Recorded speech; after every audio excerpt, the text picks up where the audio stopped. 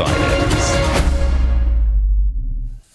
Good morning and welcome to Outsiders, the show that is to woke virtue signalling and political correctness gone mad what the Dan Andrews Labor government of Victoria is to, well, sticking to their own health and well-being guidelines. Indeed, before we get stuck into a sensational show this morning, by the way, we'll be chatting shortly to a dear friend of this show, Nigel Farage, who you will recall first appeared on Sky News Australia on Outsiders in this very studio. But before we get into all of that and the insanity of what the Albanese government is up to now, we thought we should just cast a quick eye over the Victorian Public Health and Wellbeing Act of 2008.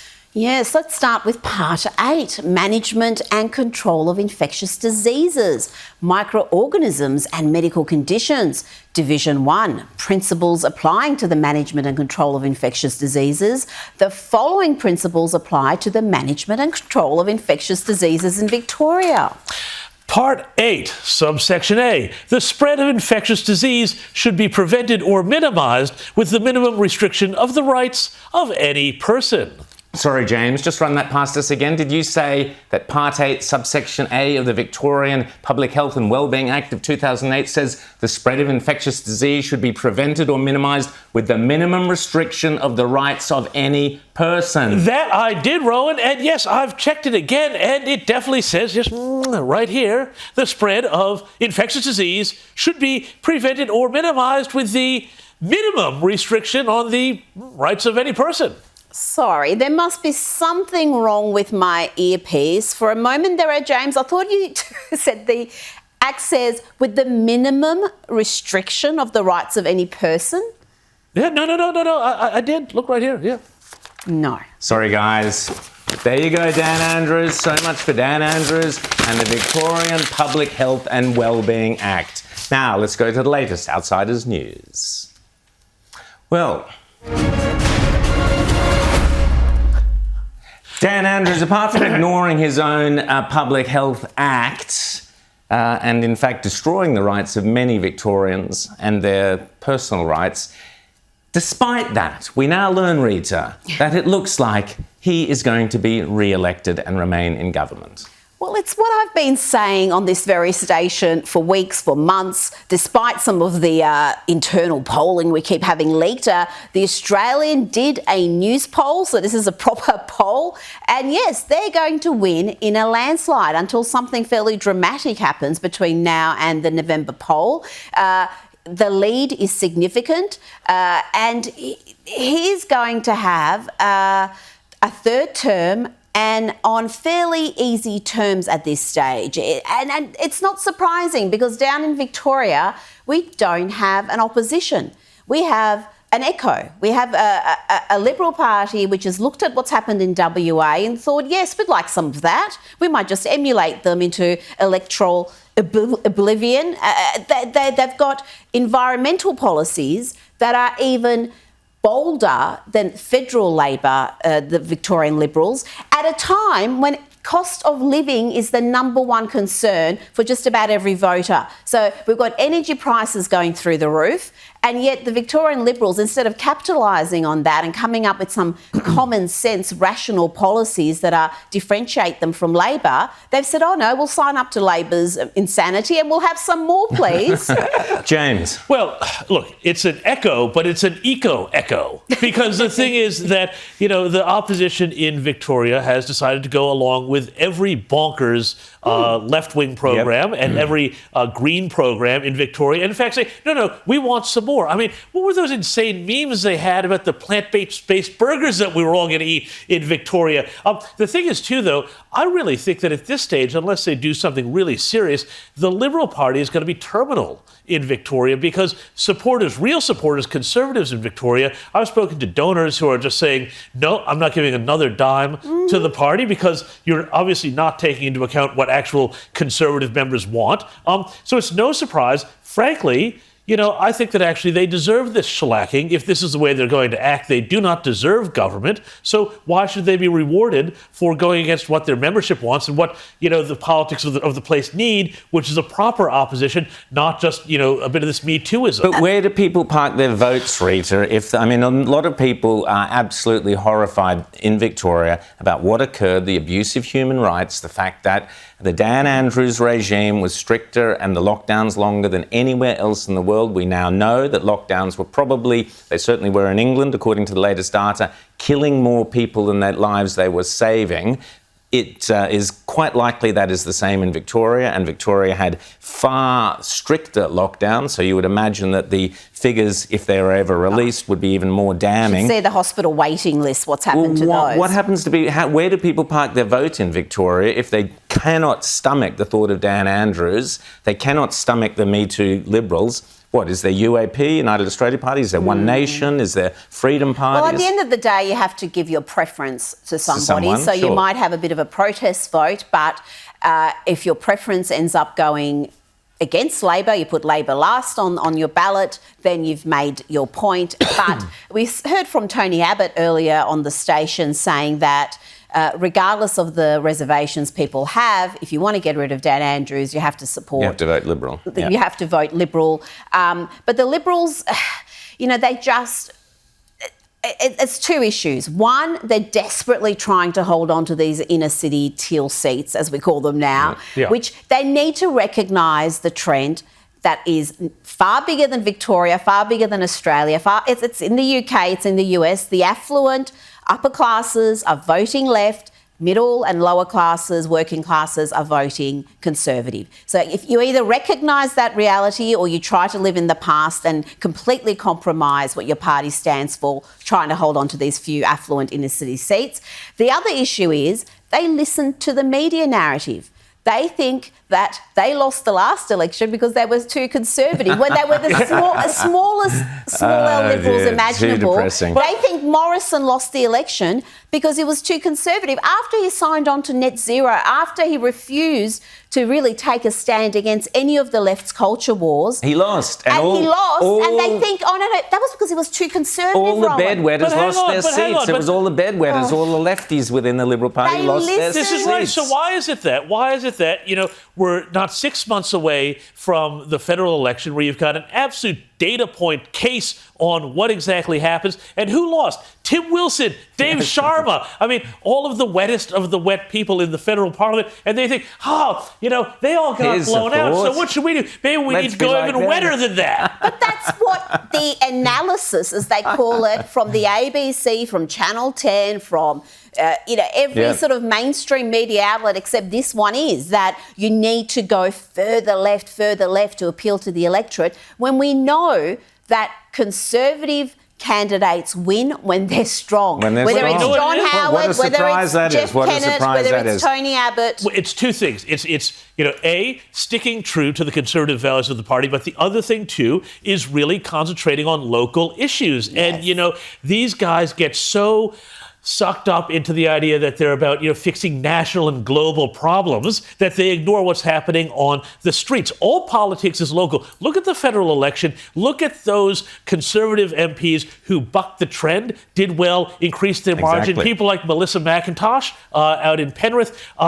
People like this, they show the formula and the way forward. These are the people that the Liberals should be emulating, not trying to chase teal votes, which are never going to come back to them. And the only bloke that had the only two blokes with any vaguely conservative leanings, Tim Smith and Bernie Thingamabob, they booted out, they punted, Bernie Finn. Got rid of, Bernie Finn. Anyway, there you go. It's going to be interesting because I think that Australian news poll that the Australian published this weekend is going to shock them. They need to either change course or perhaps change leaders. Get rid of bit late. Matt Guy, who sounds like a number 14 on the Thai takeaway menu. Sorry, that's a joke I saw on Twitter. No offence there to Matt Guy. Now, The Voice is something I'll be talking about later in the show. Rowan.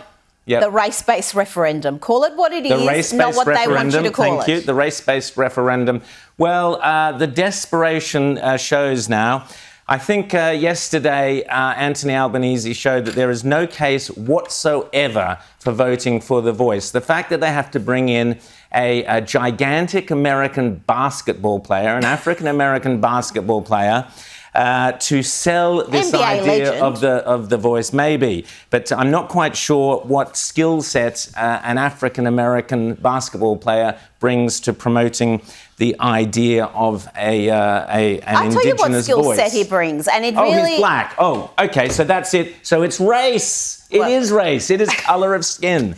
Well, Jacinta Price made the very good point that if you're going to prosecute this case and bring an American in, you bring in a Native American, an American Indian. Precisely. You wouldn't bring in someone who's black. And it really exposes just how vacuous this campaign is. Yeah, it is absolutely. race-based. It's not about First Nations, Well, as they prefer to it's call not it. just about race, it's also about celebrity. Yes. You know, Oh, of course. what Yep. this is now turning into. Have we got the footage? Can we put Yeah, up the can we put footage the quickly footage of this? of this hilarious moment that Anthony Albanese, who looked small enough to begin with, has shrunk literally, Looks like a as hobbit. has The Voice itself. This is where we have. Here we go. Here we go. Now, Oh, come on, dear. come on. There you have the perfect metaphor. That is the argument, Anthony Albanese. But I mean, seriously, That though. is the perfect metaphor of how much Right about now, Linda substance Byrne is. there is. Yeah. Right about there, Linda Byrne is going, this is a bad idea. Here we go again. Here we see the go moment in again. her face when she Look said, at realize. this. But did they think this through? I mean, it looks to Who me thought now. this was a good idea? It looks to me now, Rowan and Rita, like this just shows that the Voice of the race-based referendum is really going to follow the contours of the 1999 Republic referendum. Yep. So it's going to be Wheel all in the about celebs, celebrities. the Wheel out American the celebs. celebs. Yep. You know, what does a black American multimillionaire who's best known to Australians for the ads he does for Sportsbet have to do with alleviating Indigenous disadvantage and poverty? Well, Seriously. And you Absolutely. make the point there. He's out here right now promoting a gambling outfit. So for the Prime Minister of the Yeah. country to get someone out here who's spruiking some gambling outfit and say, oh, here. Here's our argument for The Voice. That's yes. it. Oh, Shaq my says you goodness. should vote for it. So, and I don't know if Shaq actually said you should vote for it. Did he at the end of the I day? think so, but it's also like how incredibly patronising is it to Australians to think, Australians are really thoughtful, people. They're intelligent people. They're informed. They're plugged into the issues, and the ones who are on the fence, they're going to be swayed by. I got it, Shaq. I mean, really. It's all over, seriously. I mean, Australians must be laughing at this thing Wow, when they're not wow. weeping. Let's seriously. not say it's all over until we see No. Peter Dutton, the Liberals, the coalition, true. come out. Opposing it. They can't just leave this to Jacinta to fight. I know. She's a first-term senator. I It's know. not for her and to make she's a being stand. asked to bear the And burden. let's- and the best until- voice in the Australian Parliament is Jacinta Price's voice, and the government and even the opposition leader is ignoring the greatest Australian voice on Indigenous affairs in the Parliament. Well, 2 points on that. I mean, number one, Peter Dutton should flick Julian Leeser from this Tomorrow. portfolio Yeah, and put yeah. her into it. But you know what? The best Indigenous voices to the Parliament are the 11 of course they MPs are. Yeah. from across the political spectrum. Yes. And that's the way it is, and that's the way it should be. And as Absolutely. Linda Burney said, there's an overrepresentation now in the number of Indigenous members in Parliament compared to the percentage in the community. So we know the system works. We know the democratic system works. Why would you undermine it? And in fact, undermine the very concept of one man, one vote. Exactly, precisely. Now, part of Anthony Albanese's strategy for making sure people ignore things like The Voice or the race-based referendum is to prosecute his predecessor, to try and treat him to a series of show trials and to do what they take out of the Biden playbook and just keep attacking Trump. Well, Albo thinks he can just keep his support, which seems to be working in the opinion polls, by attacking his predecessor and marching all over the grave of Scott Morrison. One of the two inquiries that Scott Morrison will feature in is this one to do with whatever it is, robo-debt or something like that. But the point of this is that we see here again, we've even got people on the left like Waleed Ali saying this is ridiculous because all it is a show trial to try and humiliate the former Prime Minister.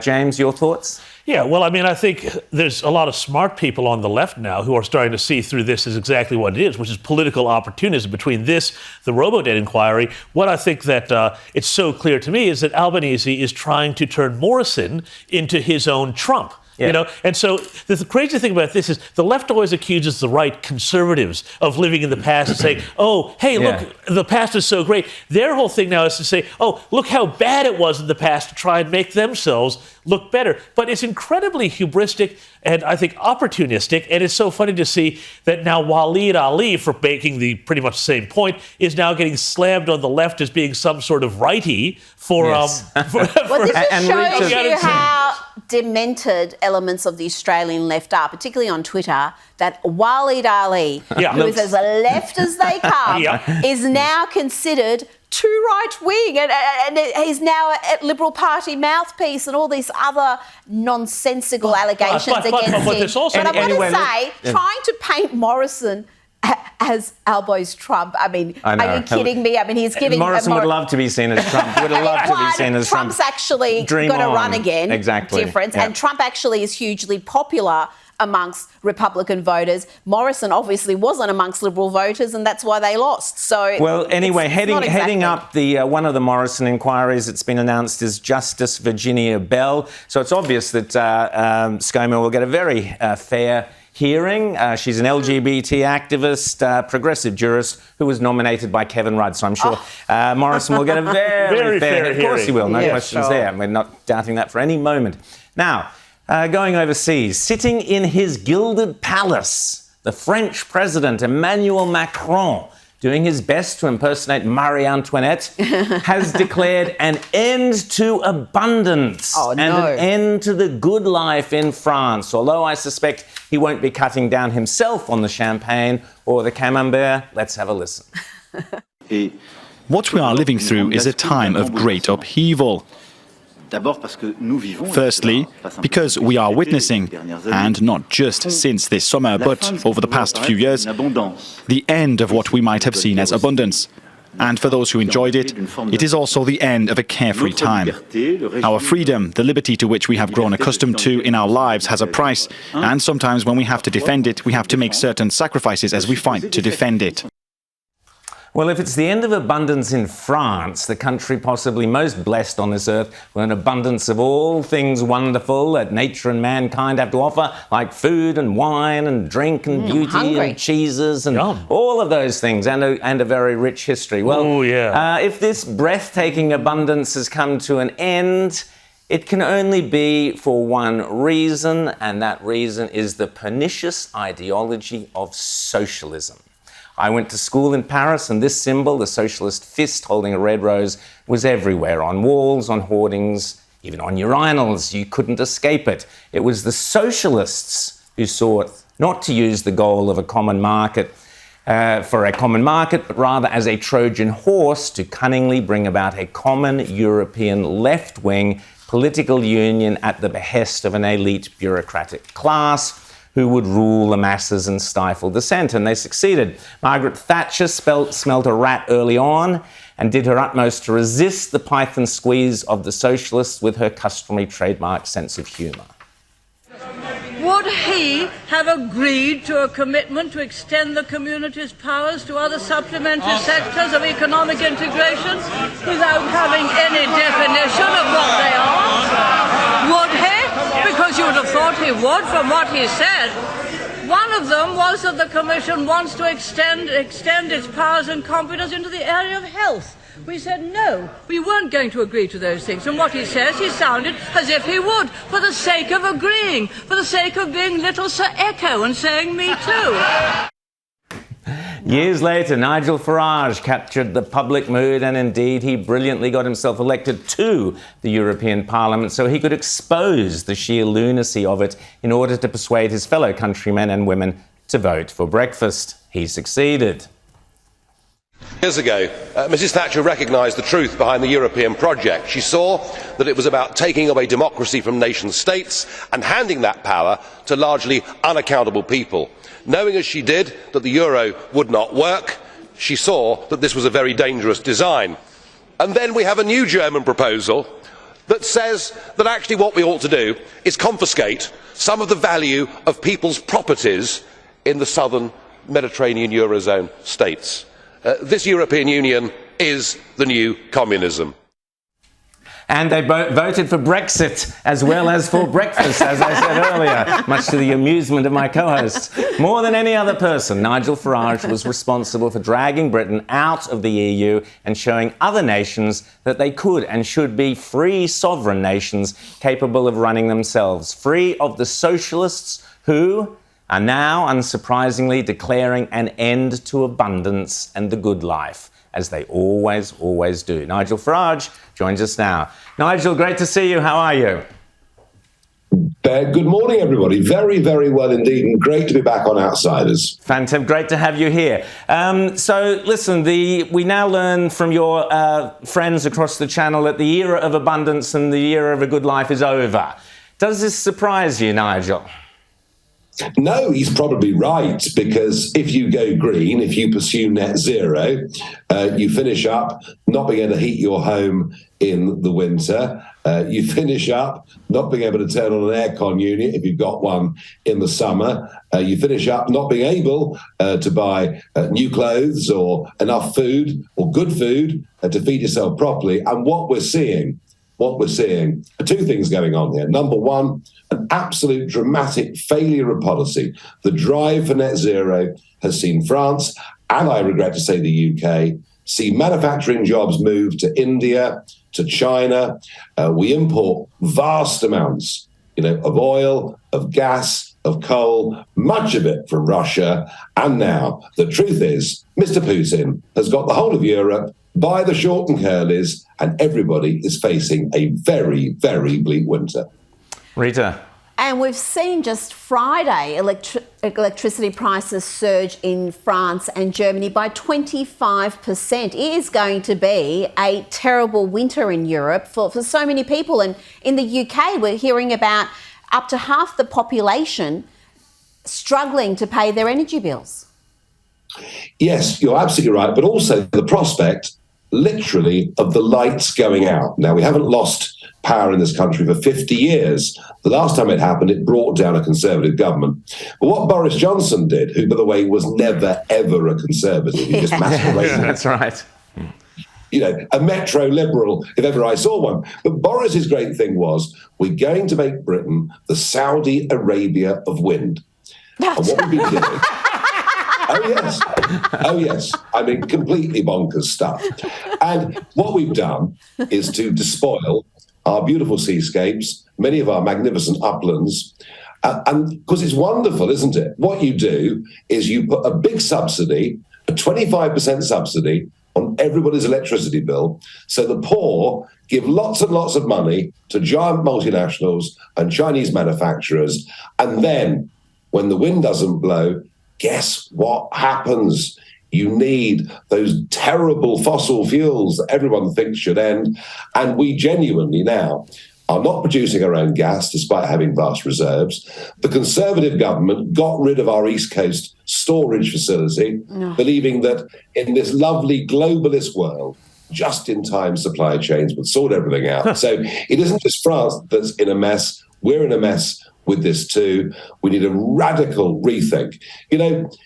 Whether you produce your own gas, oil, coal, or import it, even if you are terrified about carbon dioxide, the net effect on the world is zero. And the big boast here from the Tories, who, by the way, are completely eco-green. I mean, to the extent that Boris also proposed taking out of use 30% of our farmland and turning it over to some bizarre concept of rewilding. If you do all of those things, you follow those policies, at some point, reality strikes. James. Nigel, I want to go across to the other side of the Atlantic and to talk about Donald Trump. In fact, I think the last time we ran into each other, it was at a Trump rally in Pennsylvania in 2020. We've now had the affidavit come down over this search at Mar-a-Lago, and after all of the talk about it being, he had nuclear secrets and the codes and everything else in his Mar-a-Lago compound, it turns out to be just a fight about whether or not a president can keep classified documents, as plenty of other presidents have done in the past.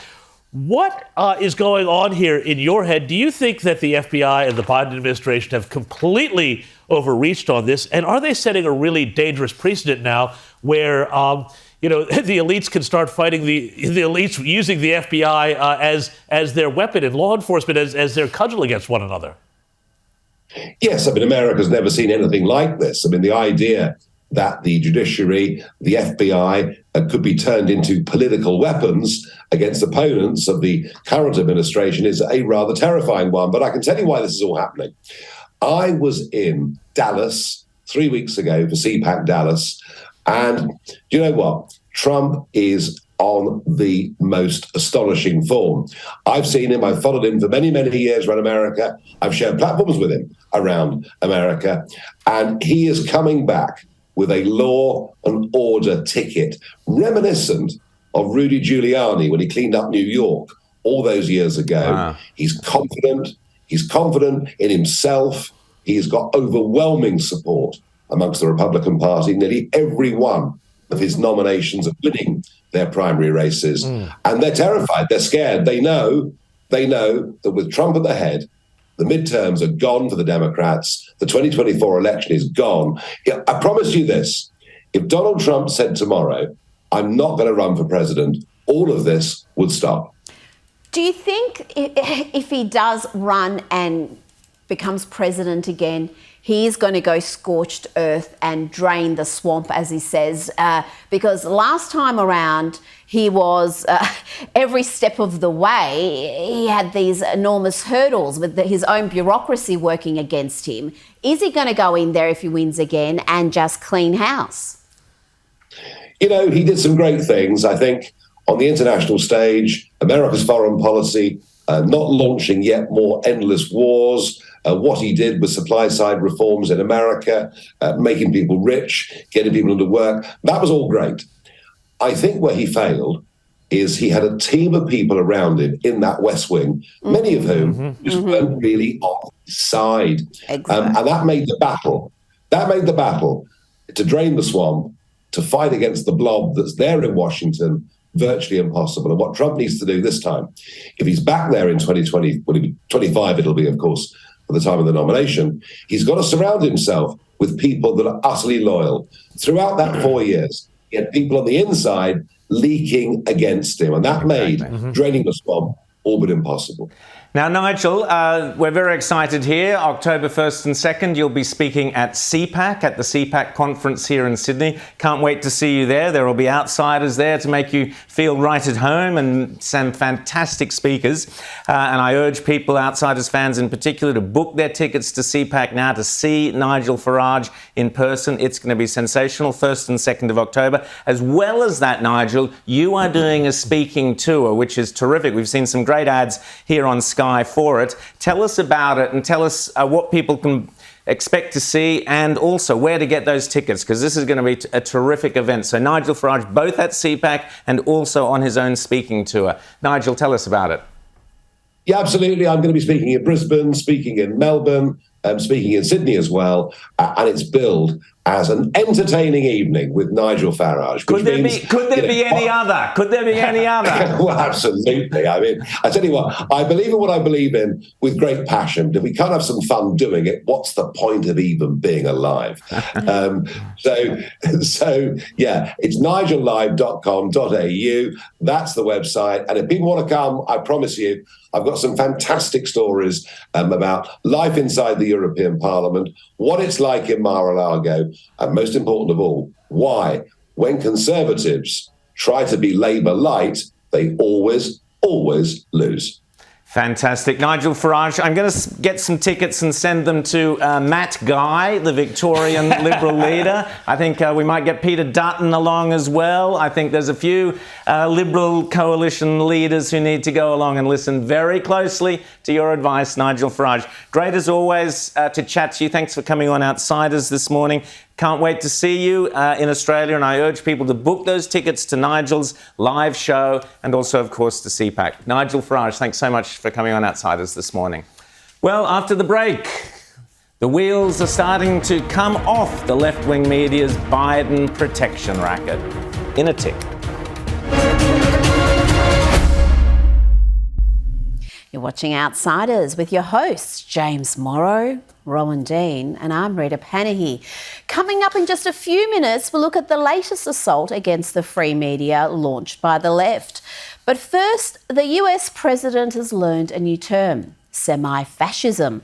And of course, he is misusing it to attack half the country. When he was asked to clarify what he meant by semi-fascism, he gave a semi-literate response. The whole notion of the burn it all down politics of MAGA Republicans continues to be a drumbeat. But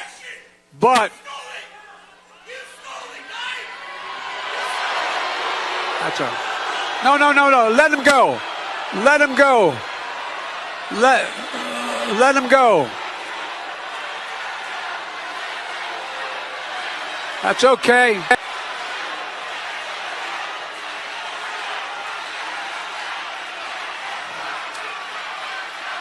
Folks.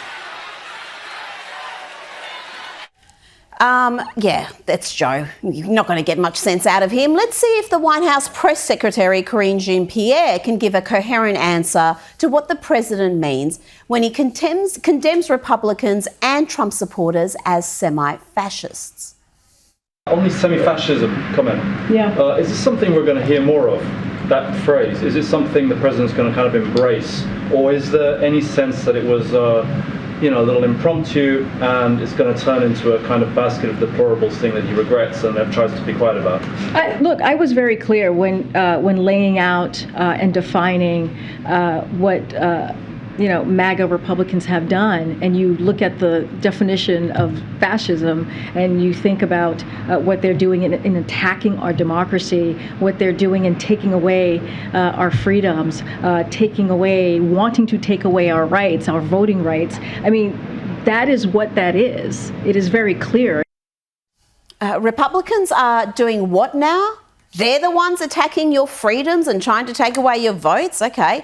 This Orwellian claptrap might work with the demented resistance crowd who still think Russia stole the 2016 election, but sane people would know that fascism is a system of government where opponents and critics are suppressed and attacked. It's subordination of individual interests for the supposed good of the nation, including the regimentation of society and the economy. It's using the police and other government agencies to come after your opponents. Sound familiar? We've seen how hopelessly compromised and politicised agencies like the FBI and IRS have become, acting as the Democrats' enforcers. Then there's the bulk of the mainstream media and big tech platforms which act as the Democrats' propaganda arms. If you want to talk about semi-fascism, then look no further than the FBI's role in pushing the damaging Russian collusion hoax for years to undermine the election and presidency of Donald Trump. Look at the FBI's complicity in suppressing the Hunter Biden laptop stories before the 2020 election. The full extent of that complicity was revealed by Facebook founder Mark Zuckerberg this week. The background here is the FBI, I think, basically came to us, some folks on our team, and was like, hey, just so you know, like, you should be on high alert. There was we thought that there was a lot of Russian propaganda in the 2016 election. We have it on notice that basically there's about to be some kind of dump of that's similar to that. So just be vigilant. Where does one start? Oh, how about this? The FBI had Hunter Biden's laptop since December 2019. They knew better than anybody that it was real and not some Russian disinfo campaign. But not only did they not do their jobs and properly investigate the revelations from the laptop, but they worked behind the scenes to ensure that social media giants banned the stories about Hunter Biden's lawless degeneracy and, more importantly, the dodgy international business dealings of the Biden family, including 10% for the big guy. Remember, the New York Post bombshell stories were not only banned by Twitter, suppressed by Facebook and the media, but there was a genuine misinformation campaign by the media and intelligence officials pushing the lie that the stories were Russian propaganda. Again, there was not a shred of evidence to support this claim, but these spies who lie are part of the Democrats' unofficial machinery. And it's no wonder the FBI, big tech and the media were desperate to bury these stories on the eve of the 2020 election. They would have been hugely damaging for the Biden campaign. A recent poll shows a clear majority believe truthful reporting of the stories would have changed the outcome of the election. And a poll carried out earlier this year shows that a clear majority of Americans, 2/3, believe the laptop stories were important, and 1 in 2 Americans believe that truthful reporting of these stories would have seen Trump win a second term. Looking at the FBI's conduct throughout this affair, it's impossible not to conclude that they engaged in election interference. Deliberate election interference that continues to this day. It's also worth remembering that Mark Zuckerberg isn't some disinterested billionaire. He donated $419 million to fortify the 2020 election. And he was, of course, in a powerful position to suppress legitimate news stories that were damaging for the Biden campaign. And all the while, he had the FBI whispering in his ear, encouraging him to do just that. You want to talk about semi-fascism, President? Look in the mirror. Great stuff, Rita. Well, semi-fascism or not, Novak Djokovic continues to be persecuted, if you like, for his anti-vax stance for reasons that certainly baffle any sane person. He's not permitted into the US, James?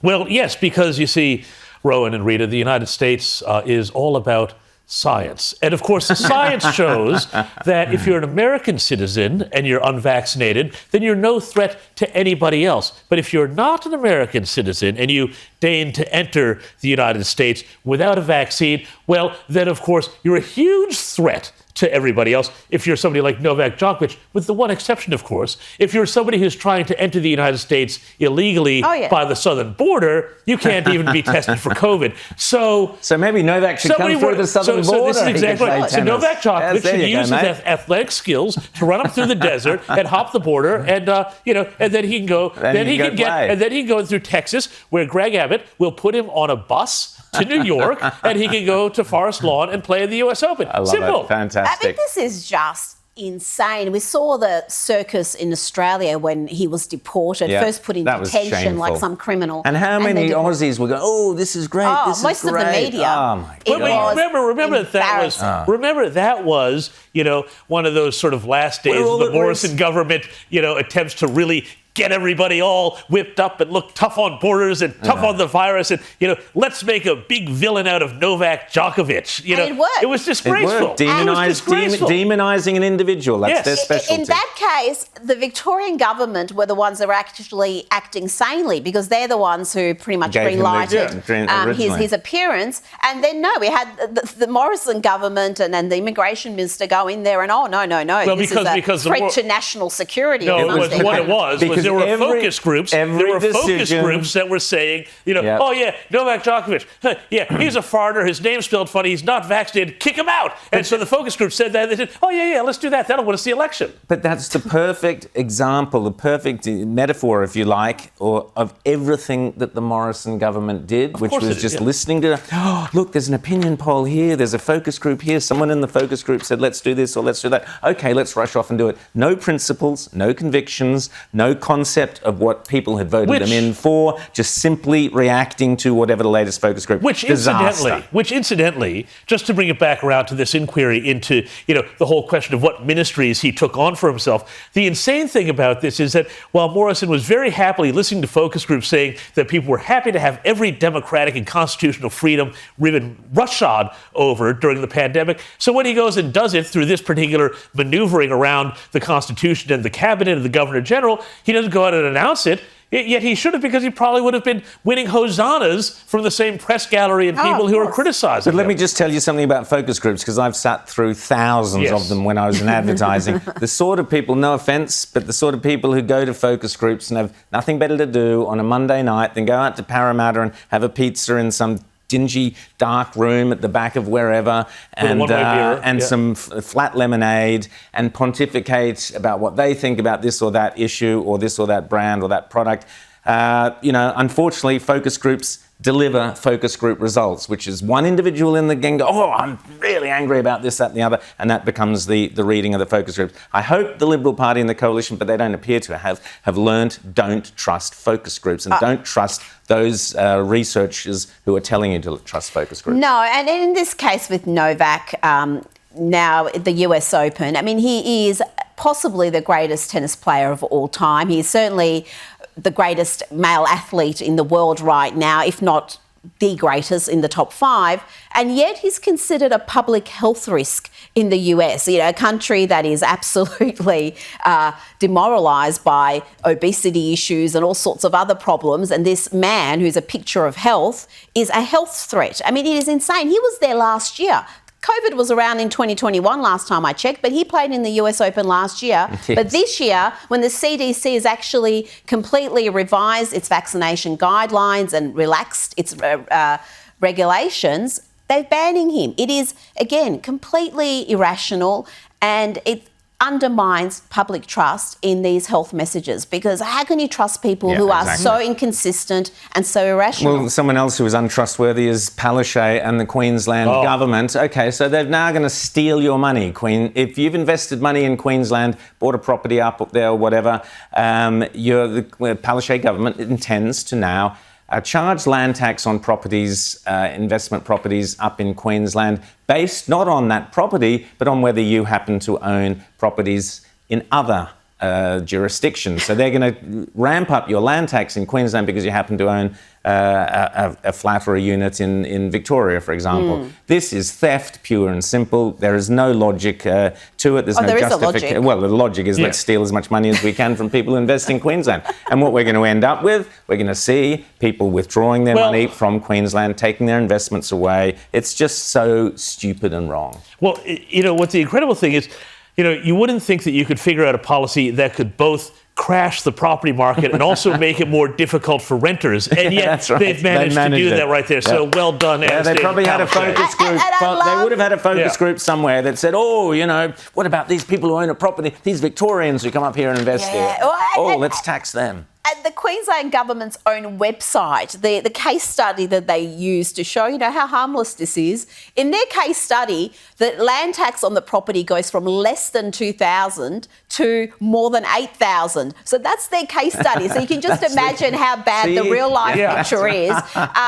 And you're right. I mean, Queensland property prices are more volatile than what we see normally, particularly in Melbourne and Sydney. And I think this is going to have a very detrimental effect. And if you've invested in Queensland property, whether you're a local or an interstater, this is bad days. Bad news. After the break, we'll take a look at the sheer hypocrisy of one of the Tiffany Teals in a tick. Welcome back. You're watching Outsiders with the resplendent Rita Panahi, with the jovial James Morrow, and myself, the raging Rowan Dean. Thank you so much for watching us every Sunday morning. It's great to be in your living rooms or wherever else we are with you. Now, let's go to a former ABC journalist and she's now a federal MP who wants to regulate what the media tells you. We're talking about Zoe Daniel, the member for Gimpstein. The member for Goldstein. Creepy. Rita. So she said, I will move for a judicial inquiry into media diversity because disinformation and lack of trust are the key challenges of our time. Outsized media power and lack of regional and suburban media disempower communities. I ask the Parliament to support this motion for democracy. Oh, yes, of course. It's for democracy, as she told Crikey Newspaper. I will instigate a motion for a judicial inquiry designed to ensure greater media diversity and to make media organizations responsible for the truth of the material they purvey with, get this, penalties to match. Because nothing says democracy like governments using the vast machinery of the state to punish journalists, correct? But the good news is not all journalists, just one group in particular. That Australia has one of the most concentrated media markets in the world. Organisations have cultures and threads that run through them. So when you have multiple media outlets owned or administered by one organisation, you tend to be espousing a similar culture, and I don't think that's healthy. I don't think it's healthy for a large organisation to be espousing a similar culture, said the former journalist who spent 27 years at the ABC. That's rich indeed. And talk about spreading disinformation. What about this? As ABC bureau chief in Washington during the Trump years, I'm only too aware of the role of Fox News in giving succor to Donald Trump's promotion of fake news, actively promoting conspiracy theories and doing so helping foment the January 6th insurrection, she told Crikey. Oh my God, she's hysterical. There we are, the great lie of the left that Fox News was somehow implicit. Well, Zoe Daniel, we're so glad you brought up Fox News and fomenting hate. Why don't we talk about that time in 2019 when CNN and other so-called progressive media outlets demonized an adolescent and put his life at risk? It was Fox News that exposed the lie. Here, a look back at just some of the media coverage. Some students harassing an older Native American man, a Vietnam vet, in the midst of a special ceremony. It does look like that young man to me is taunting the Native American Vietnam vet. This face-to-face confrontation igniting charges of racism. The kid, Nick Sandman, he doesn't seem to be afraid, but he did make a choice, and that was to make it into a standoff. That was not a good choice. It made me sick, and I was horrified because I saw people comparing me to people harassing lunch counter sit-ins in the 60s. I saw people calling me a racist, a misogynist. I realized what you can't tell from the video. Phillips would have stood over him if they'd been on the same level. Where is Nathan Phillips's group? Nathan Phillips's group is all the way over there on the left, where that white small building is. The distance shows Phillips and his group, with cameras rolling, went out of their way to get to Nick. Despicable. It was Nathan Phillips, the Native American the media proclaimed to be the victim, who initiated the confrontation. He is a liar, including falsely claiming he was a Vietnam veteran. And shamefully, the ABC was part of the hate mob. Yeah. Native Americans surrounded by Catholic teenage high school students. It's this shot here that bothers me the most, I think, that you know, he's sort of standing in his face, trying to, it would appear that he is trying to intimidate. Well, respect, and it's pure hate. Well, and I think that there ways around it. But all of this on the backdrop of 2 years since President Trump was inaugurated. You know where I'd build a wall, Sarah? Where would you put that wall? Right around that college. Not just high school students, but Catholic high school students. Ooh, yes. Did you ever hear Zoe Daniel call for Mike Rowland or Lisa Millard to answer for their falsehoods and for bullying a teenager? No, you did not. Because Daniels herself was part of this campaign. During the furor, this was what she tweeted, quote, a group of students from Covington Catholic Colonels harassed and bothered this Native American protester at the Indigenous Peoples March. Appalling. And guess who retweeted it? This is truly awful, tweeted Daniel, who was then the ABC bureau chief in Washington.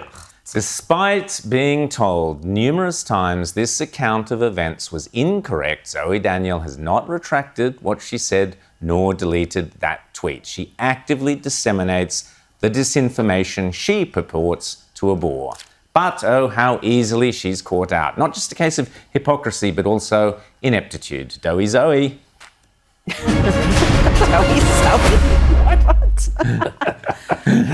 Plenty more to come, including just how divisive the voice debate is, and I'll be getting onto that in a second. But let's talk about Wackademia, the wacky world of academia, and a Kentucky media specialist in a senior leadership position, James. Yeah. What's happened here? Oh, well, so in a Kentucky school district, and one of the wonderful things about the United States is that school districts have real accountability, unlike here in Australia, where we are forced to just take whatever the federal educrats in Canberra dish out in the curriculum. A local parent complained that there was a book in the libraries called Gender Queer, which contained, this wasn't like, Catcher in the Rye. It contained some pretty graphic and disturbing, and shall we say age-inappropriate discussions of sex, sexuality, and sex acts. For her trouble, the mother was called Hitler. Well, of course. Of course she was, yeah, of course. But we actually saw this week... She's lucky she didn't have the FBI come to her. Well, don't give them ideas. Yeah. But we saw in Florida and elsewhere, a lot of these school districts flip. So they were previously left-leaning, but because Ron DeSantis and others have actually made a point of standing against these culture wars, and let's not forget, this is the left's culture war that the Conservatives are trying to actually push back against, and they've flipped, and they're winning. You're really confusing me here, Rita. You're suggesting that if a Conservative political party stands up against what the left are doing, they might be successful and actually achieve a result. This is news. This is ring the bells. Somebody please tell the coalition that that's how it works. I mean, I'm just writing a memo to Matt Guy right now. Oh, is that how it works? Right. That. I mean, so if you seriously. don't do exactly what your opposition wants you to do, you may succeed. I mean, these are just bold strategies. This is great news. This is great. I think we should tell. Yeah, we better let the coalition know that. Peter Dutton, take some notes, and your chief of staff, take some notes. This is how you do it. You stand against your opponents. It's called being opposition. Plenty more to come, including just how divisive this voice race-based referendum debate is already getting, and it's only just begun. In a tick. Hello, you're watching Outsiders with Rita Panahi, James Morrow, and myself, Rowan Dean. As the brilliant cover of this week's Spectator Australia postulates, our beloved country under Labor's voice will become one gigantic apartheid state. Apartheid and racial segregation from Broome to Ballina, from Cape York to Cockle Creek, with racism the overriding creed embedded for all time in our Constitution. As former Fraser Minister Neil Brown suggests, when the qualification for being a part of a body such as the Voice can be reached only by members of one race, the Aboriginal race, and all other races are excluded, that is racism. And as Ramesh Thakur reminds us in the same issue, writing about the Voice, quote, "It will be impossible to put the genie of racialized identity back in the bottle ever." He goes on to quote US Chief Justice John Roberts, who said, quote, "The way to stop discrimination on the basis of race is to stop discriminating on the basis of race." That sentiment was beautifully articulated by the actor Morgan Freeman back in 2005, before the left had decided to weaponize race and revive racial animosity, tension, and suspicion as a political tool. I don't want a Black History Month. Black history is American history. How are we going to get rid of racism? Stop talking about it.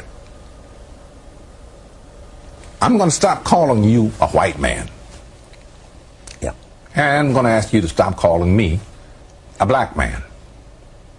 I know you as Mike Wallace. You know me as Morgan Freeman. You want to say, well, I know this white guy named Mike Wallace. You know what I'm saying? Morgan Freeman was right. Racism only exists if people obsess about racism.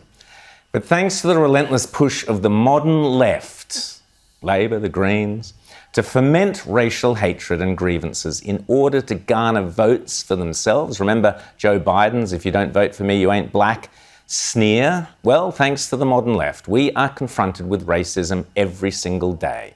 Some of it's funny, like this ludicrous claim that golf balls are a product of colonial exploitation that we heard this week. Some of it is deeply concerning, like the story this week about whites being restricted into the common spaces of a college in America.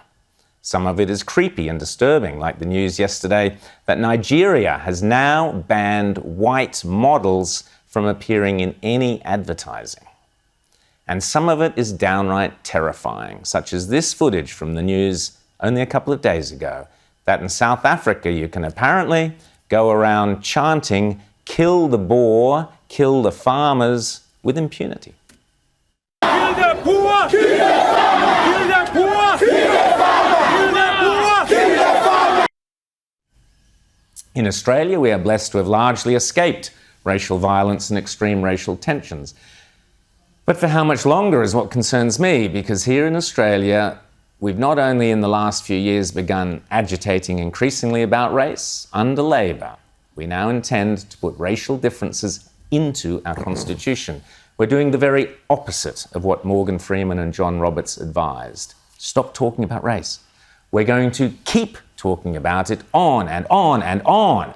We're going to give racism itself a voice and enshrine it in our Constitution for all time. We're going to be obsessing about race forever. This is insane, of course. But allow me to digress for a moment. We're all encouraged to call out racism whenever and wherever we see it. We're also told that there is no excuse for racism, not ever, no matter if the person claims they were just joking or they were taken out of context or whatever. No excuse for racism, ever. We must call it out. So I'm going to call out racism because I saw it and heard it the other evening, loud and clear, unmistakable. To my ears, racism. And no, it wasn't in some redneck bar out the back of Burke or in some all-night or alt-right, whatever gabfest. It was on the ABC. And the racist words were uttered by a man I normally hold in high regard, someone I knew briefly when he worked here at Sky, and someone who should know better, Stan Grant. You're a white man running sport. Are you part of the problem? 100%. So why'd you take the job? Because I'd like to think I can make a difference, and part of that difference is pointing out that what's been said I agree with. There is not an appropriate representation at executive, coaching and administrative levels. What are you doing to make sure the person who comes after you is not another white man? Well, also though, can I just make the point, separate to the professional sports though, if you look at our non-professional sports, our player cohort is also not even remotely representative of the community that exists in Australia. Stan Grant is a preeminent Australian and now the permanent host of Q&A, the ABC's flagship political program. Stan Grant is highly respected and a role model to many Indigenous and non-Indigenous Australians alike. No doubt many will see his sniggering joke as permission to likewise crack racist jokes about white people, to humiliate them in front of others with impunity. Personally, I think what Stan Grant said was deeply, deeply offensive, judging that particular individual not by the content of his character, nor by his skills and talents, nor by his hard work, but simply by the colour of his skin. Yes, this is the same Stan Grant who only a few years ago said this. Of course racism is killing the Australian dream. It is self-evident that it's killing the Australian dream. But we are better than that. Well, I'm sorry, Stan. I thought you were better than that. But clearly, you are not. As I said, you may claim you were joking or I've taken you out of context because the discussion was about the lack of Indigenous Australians in top sports jobs or whatever. But as I said before, joking is no excuse nor is context. It is an offence under Section 18C of the Racial Discrimination Act to do something which is reasonably likely to offend or insult someone based on their race or ridicule someone based on their racial characteristics. I believe you did just that. But I want to go back to that speech of Stan Grant's in 2015. It was a public debate, in fact, and Stan was speaking alongside the actor Jack Thompson and none other than my very own co-host, Rita Panahi. Rita made a terrific speech, she always does, but it was Stan Grant's speech that stole the headlines and was heard around the world. Indeed, the speech was a finalist in the United Nations Media Peace Awards that year. In his speech, Stan Grant listed a horrendous catalogue of grisly events that had occurred either to his family or to other Indigenous Australians since settlement. The booing of Adam Goodes was the kick-off point, if you like, but Grant covered a wide array of stories. Even the famous poem by Dorothy McKellar was used to highlight racism, with Grant saying, quote, "I love a sunburnt country, a land of sweeping plains of rugged mountain ranges. It reminds me that my people were killed on those plains. We were shot on those plains. Disease ravaged us on those plains." Stan Grant's well-articulated theme was that anti-Aboriginal racism had poisoned and still poisons the Australian dream, even for someone as successful as himself. Thank you. Thank you so much for coming along this evening, and I would also like to extend my respects to my Gadigal brothers and sisters from my people, the Wiradjuri people. In 1963, when I was born, I was counted among the flora and fauna, not among the citizens of this country. Now, you will hear things tonight, you will hear people say, but you've done well. Yes, I have, and I'm proud of it. And why have I done well? I've done well because of who has come before me. My father, who lost the tips of 3 fingers working in sawmills to put food on our table because he was denied an education. As I said, Stan Grant spoke with passion and listed appalling treatment that he claimed had occurred to Aborigines. And maybe most of it had, and maybe racism was the root cause of the worst of it, I don't know. But unfortunately, much of what he said was open to interpretation. I would say that the antipathy towards Adam Goodes had nothing to do with racism. Others would obviously argue differently. But Stan Grant's intensely personal claim that, quote, "In 1963, when I was born, I was counted among the flora and fauna, not among the citizens of this country," is simply false on not one, but 2 scores. 2 factual errors in just 1 sentence. Firstly, Grant was born in Griffith in New South Wales. All Aborigines of New South Wales had been British subjects and then citizens from 1948. Just like the rest of us. And as for the fauna and flora line, that is complete bunkum. Even Grant's own ABC admits it is nonsense. And I quote from the ABC fact checker, quote, "A regularly repeated claim in public debate is that Indigenous Australians were covered by a Flora and Fauna Act, which did not classify them as human beings, and that this only changed when the Constitution was amended following the 1967 referendum." Quoting the ABC, "The claim is a myth. Aboriginal people in Australia have never been covered by a Flora and Fauna Act, either under federal or state law." Now, I have never heard Stan Grant retract that claim, and it still sits on the transcript of his speech on the website, ironically, of the Ethics Centre. This may seem trivial, and in fact, it is trivial, except in the context of The Voice.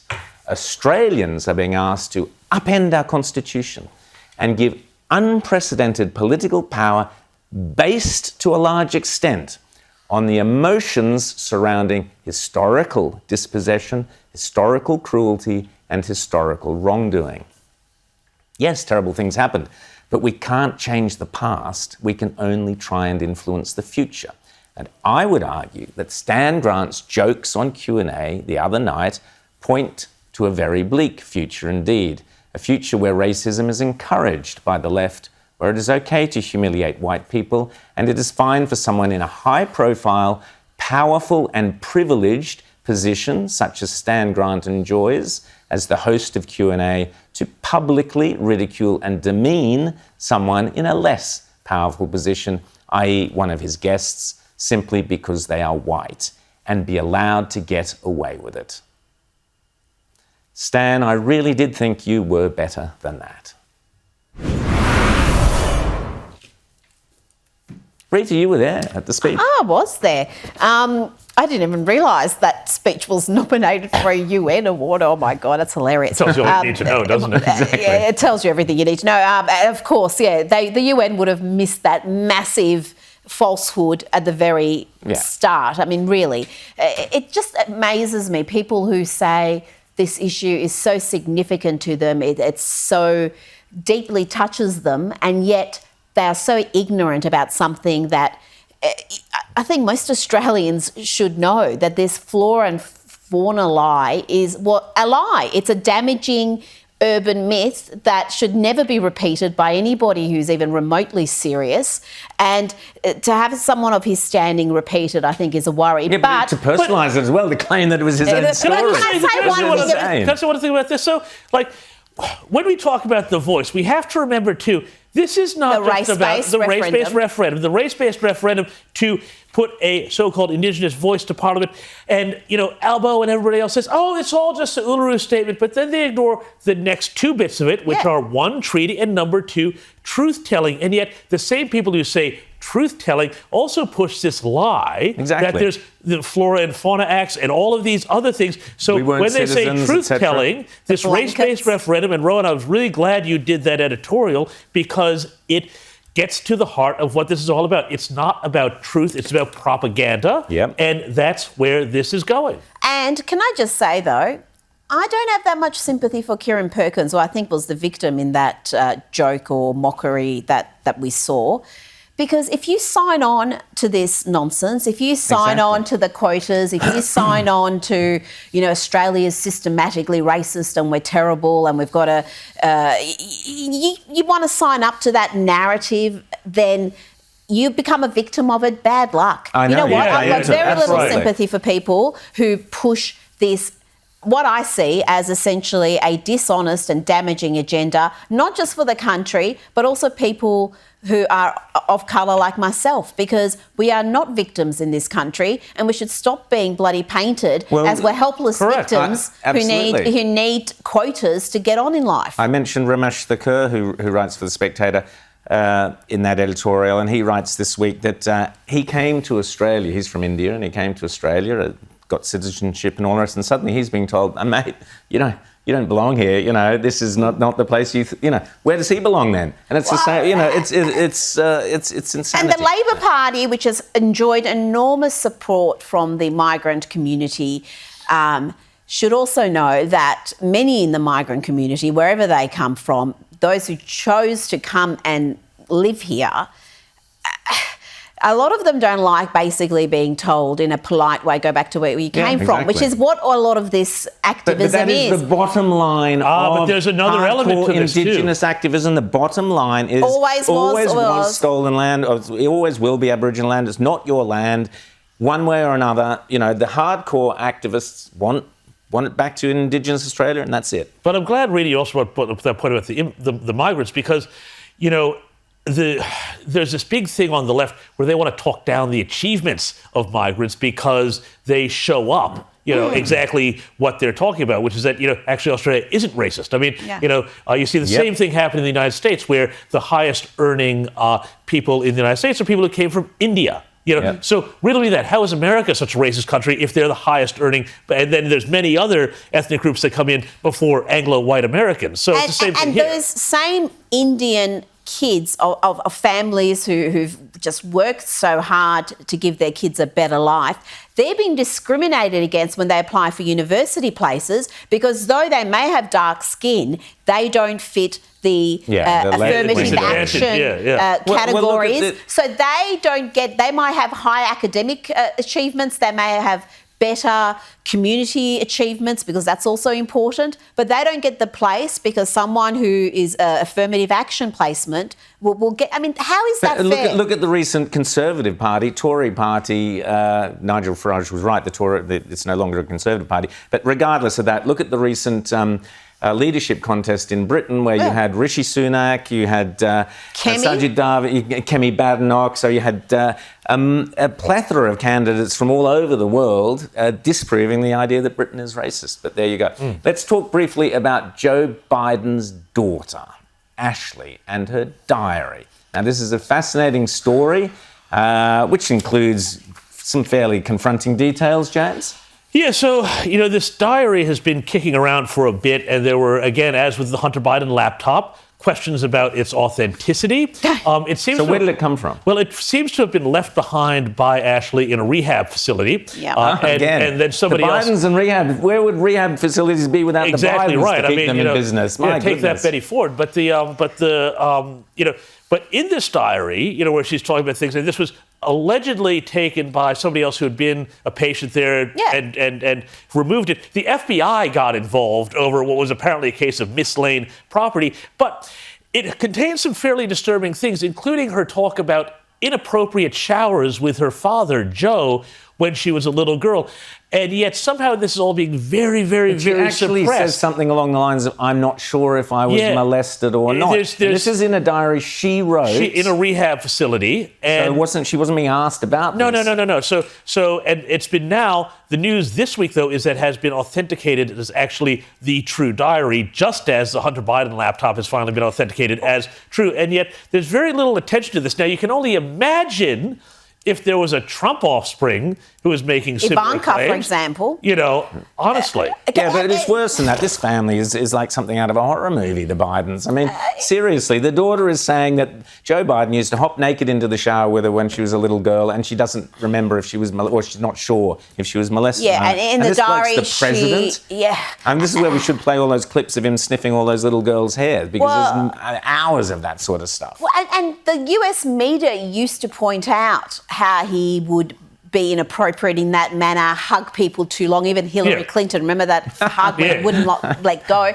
But now, of course, it is forbidden to mention any of this. It's some sort of right-wing conspiracy. But you can imagine if it was Ivanka's diary that was discovered, the FBI wouldn't be intimidating the people who found it. They wouldn't be trying to bury the story.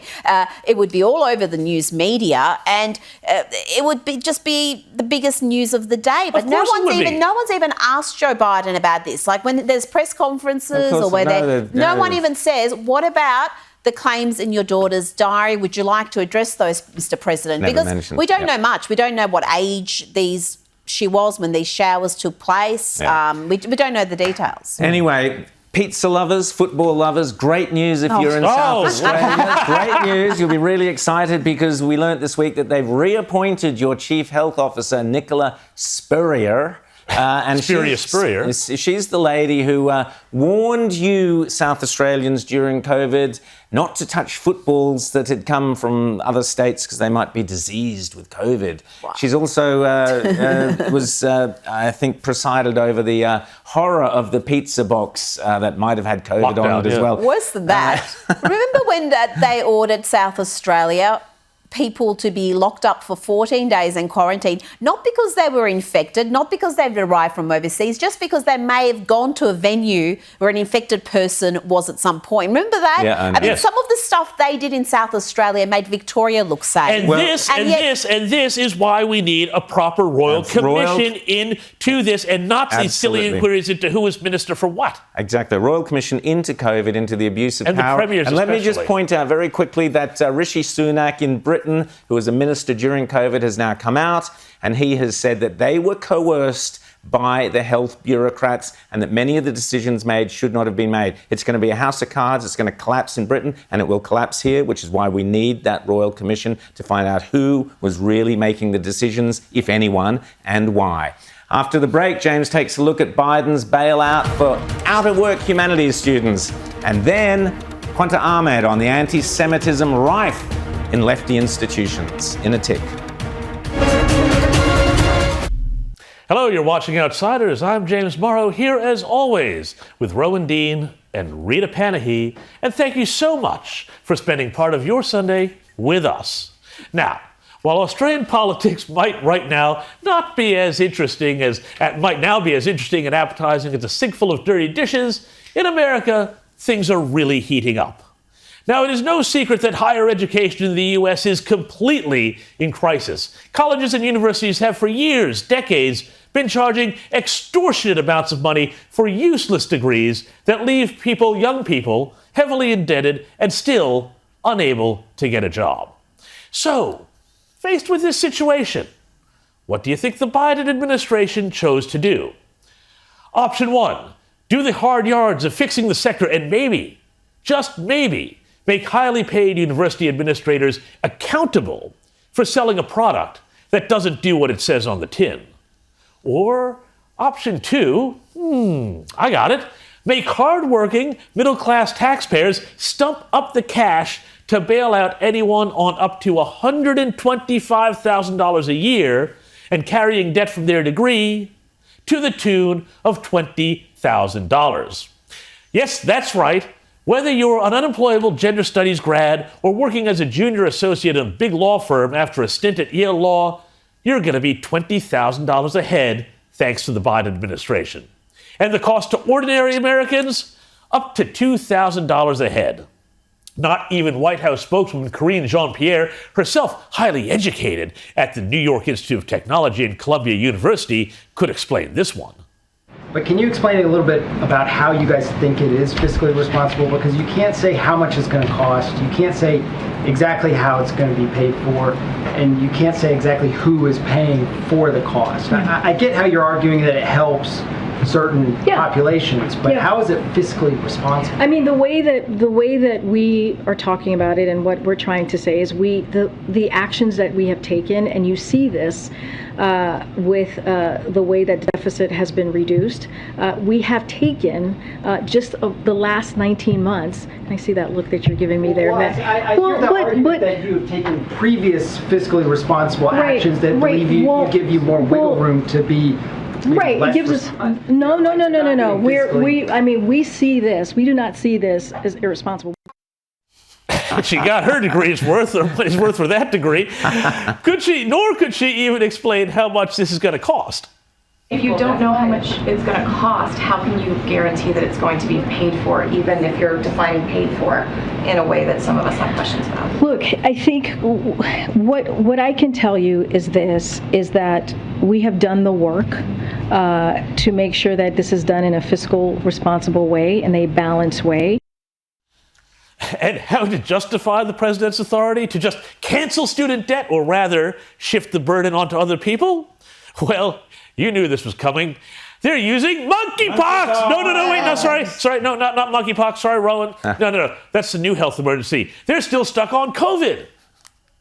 I want to ask about the legal basis for canceling student debt. The HEROES Act hinges on student debt cancellation being tied to the pandemic and that being a national emergency. But the administration argued in court that the pandemic is over at the southern border to lift Title 42. So it's a very good question, and I'm glad you asked it. Look, we use the HEROES Act because there are going to be some people, when we lift the pause, that's still going to suffer. Now, if you're confused, you're not alone. And the move isn't popular with many Democrats either. Vulnerable Democrat senators and congressmen across the U.S. are now working to put as much distance between themselves and this move as possible, because they know it could sink their chances with working and middle-class voters in the midterm elections. Because remember, more than 2/3 of Americans didn't go to university. So this will strike them as just another bailout for the privileged and well-off. That's why the Washington Post, which is about as reliable a spear carrier for Joe Biden as any paper in the land, called it a regressive mistake. But when it comes down to it, it's all about turnout, and this is why they're doing it. And the fact that Democrats need college-educated voters, the sort who care more about cultural issues like abortion and pronouns than they do about the price of gas at the pump, to come out in November and vote like they've never voted before. Roy Texera, who writes at the Liberal Patriot website, writes, in 2022, it appears that white college graduate voters are reporting for duty once again. These voters are less sensitive to economic problems and more likely to be moved by a social issue like abortion rights, which looms large in their worldview. In short, they are the perfect voters for Democrats in the current environment. To put it another way, the Democrats are trying to buy their way into office by paying off the privileged with working class taxpayers' money which will presumably be collected by Joe Biden's new, expanded, more aggressive IRS. Whether it's Trump or DeSantis in 2024 doesn't matter at this stage. The Democrats have just given Republicans an issue they can run on for a decade. Fantastic. Thanks, James. Well, left-wing anti-Semitism is often downplayed and overlooked, whether it's on university campuses or online. But two recent cases have highlighted just how deep-rooted left-wing anti-Semitism has become in mainstream American society. Jewish groups have hit out at CNN and the Morning Star for pieces whitewashing left-wing anti-Semitism. The Morning Star's article was titled "Rising Anti-Semitism Cannot Be Tackled Without Addressing Israel's Crimes." To discuss how anti-Semitism is infecting mainstream media in the United States, we're joined by physician, author and expert on all things to do with the Middle East, Kanta Ahmed. Kanta, great to see you. How are you? Great to be with you, Rowan. So tell us about this. There's this tendency to overlook left-wing anti-Semitism. These two recent examples with CNN and Morning Star, tell us about them. That's right. I mean, with Morningstar, that is an investment agency, a rating agency, which has been found and is being legally challenged by lawmakers from numerous states as down-rating any company that is engaged with Israel and not related to its true investment value. And so that kind of discrimination, singling out an entity because of its Israeli origins or relationship, is part of the double standards that are integral to anti-Semitism. So that's in the business sector, and that ties into this ESG, environmental social governance, virtue signaling that's become very popular with investment ratings. At the same time, and it links to what you were speaking about in education partly, there's been a cultural demonization of the Jewish person, of Jewry, of Judaism, of Israel, across our educational and academic spaces, where the Jewish person is inverted as a white oppressor of other races, when the Jews were really the only race exterminated on the scale of massive genocide in history, a scale that we never want to see repeated against any other group as long as mankind exists. And these two elements are now almost unchallenged. So to defend Jews against anti-Semitism, one can be accused of being opposed to defending racism. To defend a Jewish person in America against anti-Semitism can risk that person defending someone like me to be accused of racism. And that's the inversion of left-wing anti-Semitism that is becoming mainstream.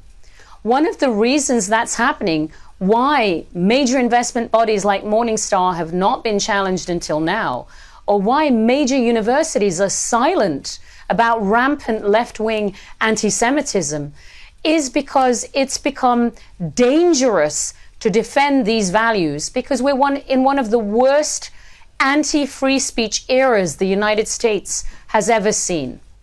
Kanta, the Morning Star have now turned around and said, oh, maybe we shouldn't have published that piece, because there has been some backlash to it. But the fact was it was published in the first place. And as you rightly point out, that was the investment advice they were offering. Rita?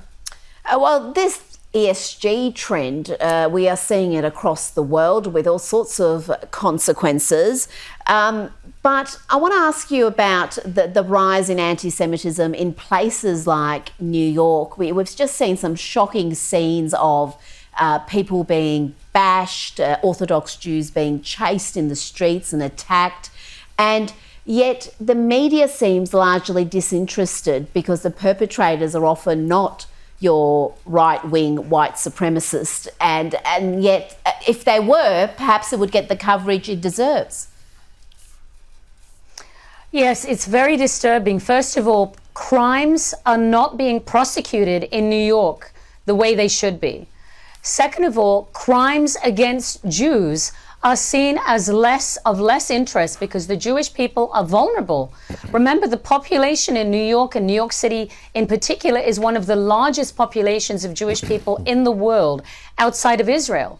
But it is seen as almost legitimized because so much anti-Semitism is not challenged, is not prosecuted. And when people are charged with crimes, they are not imprisoned in New York because of our extremely progressive left-wing DAs that are in power here in New York. So there's a free open season on crime in New York.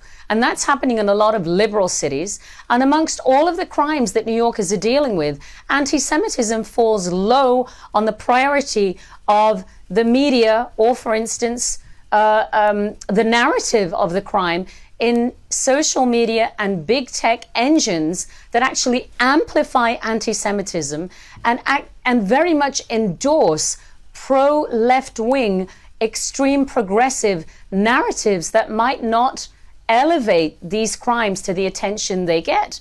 I'm thinking, as I'm speaking to you, of the recent lethal attack on a synagogue in Texas, where for over 24 hours, the US media did not call that an anti-Semitic attack. That was astonishing. Unbelievable. James. Quanta, I want to ask you about something that's been happening in Pakistan that I don't think's gotten enough attention. Now, it's been 4 months since Pakistan's Prime Minister Imran Khan was ousted after losing a vote of no confidence. There are protests in the street supporting him, but now the government is saying that people who participate in these protests, they'll have their digital IDs blocked, they won't be able to use their bank accounts. It very much feels like what they tried to do in Canada to the truckers. Tell me what this is happening, A, the repression in Pakistan, but B, what also does this say about a tendency towards the use of digital identity to crack down on dissent by governments of any stripe across the world? It's Chinese social credit system, isn't it? Well, it's very disturbing. Remember, Pakistan is the world's first Muslim democracy and one of the largest. 250 million people call Pakistan home. That's the country of my parents' heritage. Imran Khan, formerly a cricket star, is one of the most iconic leaders in the modern era of Pakistan that people can remember. And he's really tapped into a populist sentiment. The vote of no confidence, Imran Khan supporters and he himself believe, has been caused by defectors in the coalition that was supporting him that may have been influenced by other forces. Imran Khan likes to point to external forces, including the United States, as possibly contributing to that, though that's regarded as a conspiracy theory. More troubling even than what you're speaking about is Imran Khan's speeches are being blocked on satellite networks, on YouTube, much like censorship of the former American president here in the United States. And what I think about with Pakistan is, even though it's not connected, there's a very painful symmetry between populist leaders in the United States or Pakistan that have garnered tremendous public support, but are now seen as political threats by the establishment and are being silenced. The only way these people are being silenced is with the help of private entities, satellite broadcasters, big tech, social media.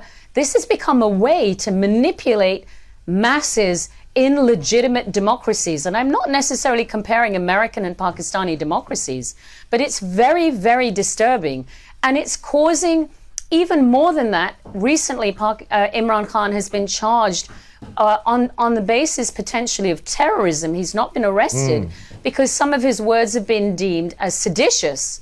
And what I'm thinking, if we connect this all together, this degradation of critical thinking in our educational systems, this climate of anti-free speech in the United States, this controlling of mass opinion through mass media using big tech, using high levels of technology that never existed when free speech was conceived as a legal concept, it's all beginning to form a very sinister complexion to what we believe democracy is.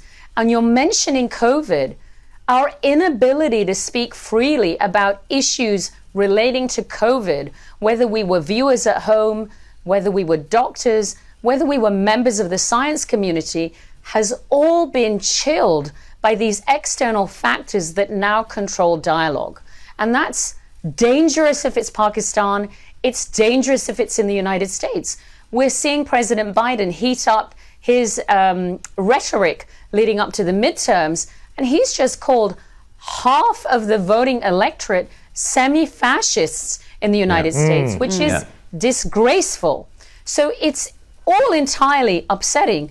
And if we put into place one of the leading religious figures in Saudi Arabia, the Secretary General of the Muslim World League, Mohammed Al-Isa, who's visited Auschwitz, who gave the sermon at Mecca this year, has spoken about the importance of recognizing the crimes of the Holocaust. And he said that on Auschwitz, on that hallowed ground, we now have more explicit support for the Jewish identity, more explicit support for the importance of remembering the Holocaust than we have in some places of education here in the United States. Absolutely. And that's astonishing to me, an inversion in the 22 years that I've been watching the kingdom.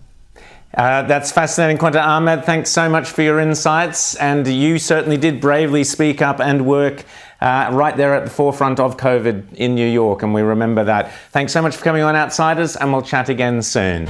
After the break, it's cold out there. Ice Age Watch.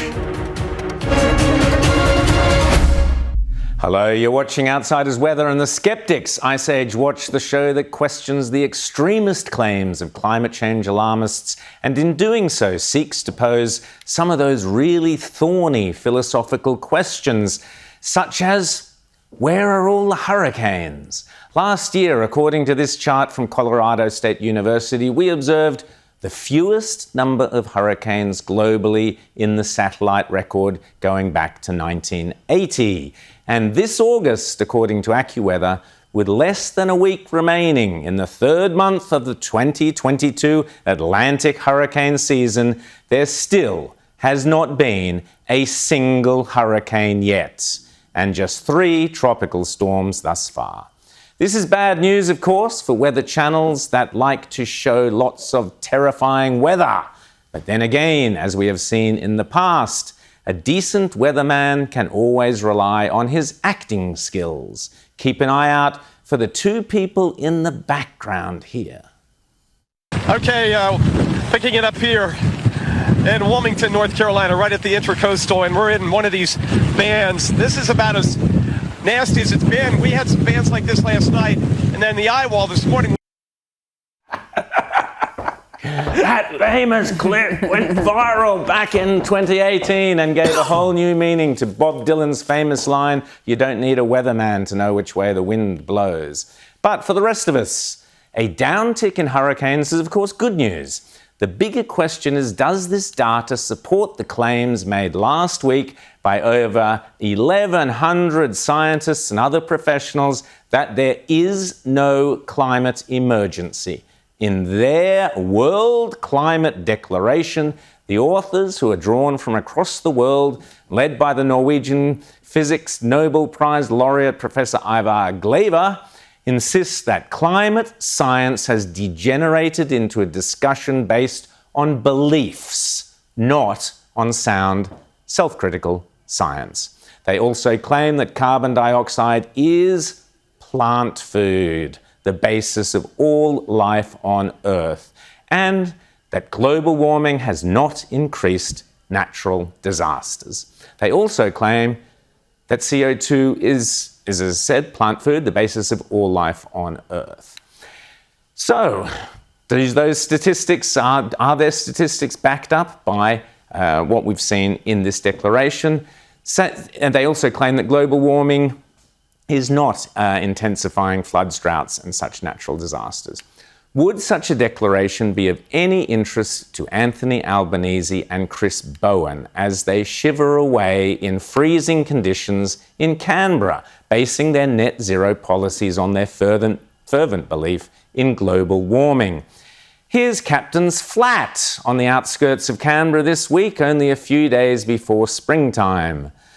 More intelligent governments than ours are, of course, having second thoughts about their own energy policies. According to the Economic Times, India's government has done a U-turn and is now slowing down getting rid of India's old coal-fired power plants, and they are also adding newer ones, a move that would keep fossil fuel capacity higher for years and potentially stall efforts to hit climate goals. Germany, too, is doing a dramatic energy U-turn and, according to the UK Telegraph, after planning to shut them all down, Germany now plans to keep its remaining nuclear power plants open for longer, so as to keep the lights on, as we were talking about earlier with Nigel Farage. And according to a Civi poll, only 22% of Germans surveyed are now in favour of shutting down the 3 nuclear power plants that are still in operation, as had been planned. Japan, too, announced an extraordinary and significant U-turn this week, returning to nuclear power after having sworn that they never would. All of which makes this man and his hysterical reaction to nuclear all the more comically absurd. Point 2.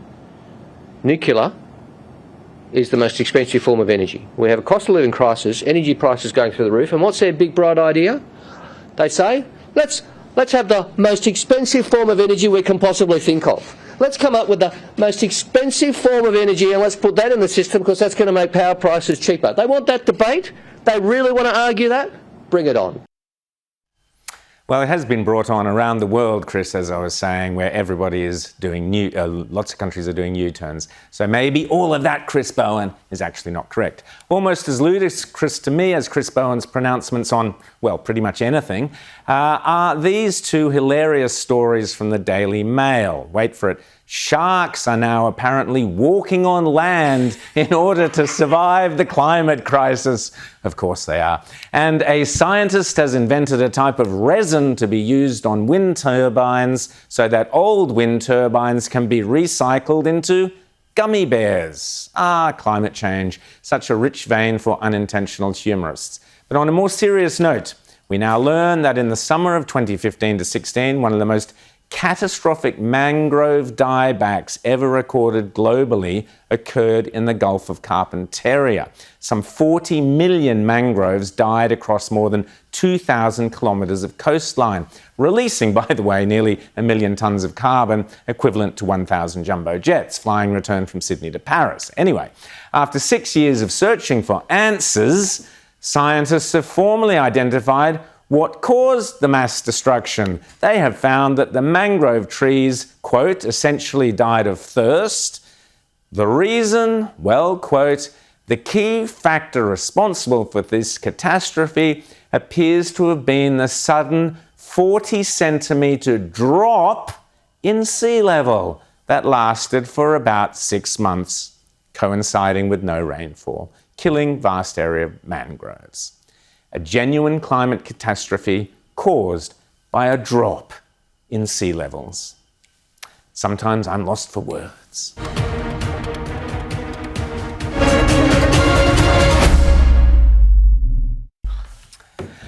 Well, lefty lunacy, we've got plenty of it to choose from, but it's right here at home, the Melbourne Cup, Rita. They've gone woke on us. Don't you guys know? Haven't you watched this show? You go woke, you go broke. Even the Melbourne Cup.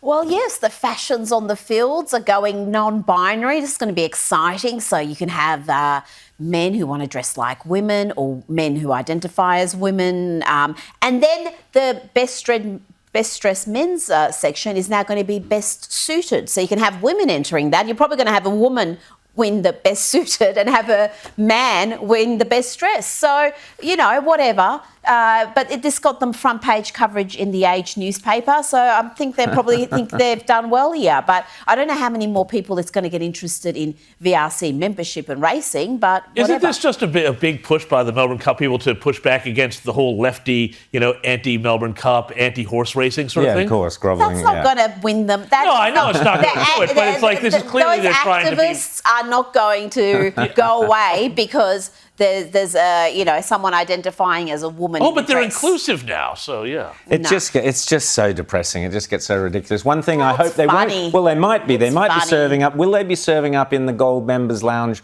worm burgers, Rita? Well, why not? You're familiar with this event. I mean, worm burgers are, of course, the new thing being pushed to solve world hunger. The obsession. Scientists claim. The obsession with getting us to eat worms. This is what I want to know. Like every week, there's another one of these stories out here. This is a bunch of South Koreans who've put together this thing where they grind up some sort of mealworms and add some flavorings, and they think, people will love this. And then you had I think it was Zali Steggall tweeting the other day saying, "Oh, if we could just start replacing some of our meat with the plant-based burgers." Well, I'm sorry, Zali, but every burger is plant-based because cows eat grass, and that's how it works. They're all plant-based burgers. But this weird, creepy, WEF type obsession with all, we will eat the bugs and we will be happy. It's just bizarre, and nobody laughs at it. And this is the thing we should all be just doing, is laughing at the insanity of it all. And there's so much to laugh at.